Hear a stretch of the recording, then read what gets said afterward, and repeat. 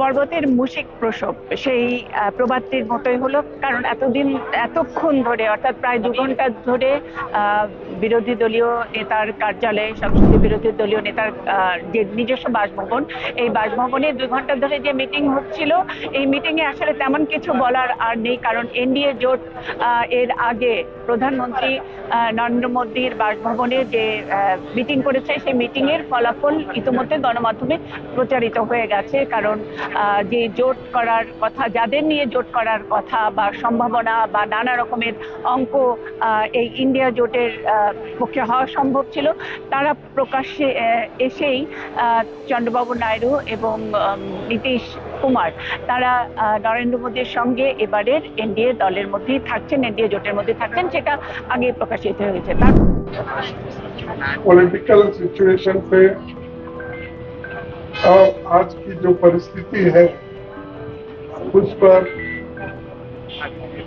बहुत से सजेशन आए, चर्चा हो गई और ये निष्कर्ष आखिरी में ये निकला कि हम सब मिलके एक ही वॉइस में ये कहना चाहिए जो मैं आपको पढ़ के बताऊंगा।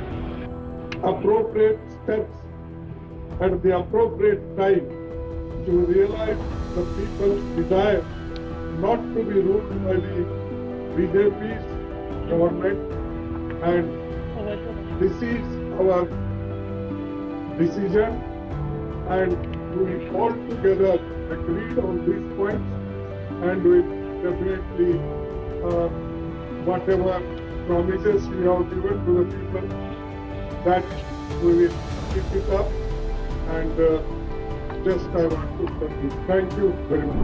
টান 2 ঘন্টা এত সব গণমাধ্যম সবাইকে দাঁড় করিয়ে রেখে এইখানে বৈঠক, এটা আসলে শুরু থেকে শেষ পর্যন্ত এই নির্বাচনটি কতটা টান উত্তেজনায়, কতটা নাটকীয়, কতভাবে রাখা যায় সেটারই একটা প্রমাণ। এবং শেষ পর্যন্ত যা হবার সেটাই হয়েছে। চন্দ্রবাবু মল্লিকার্জুন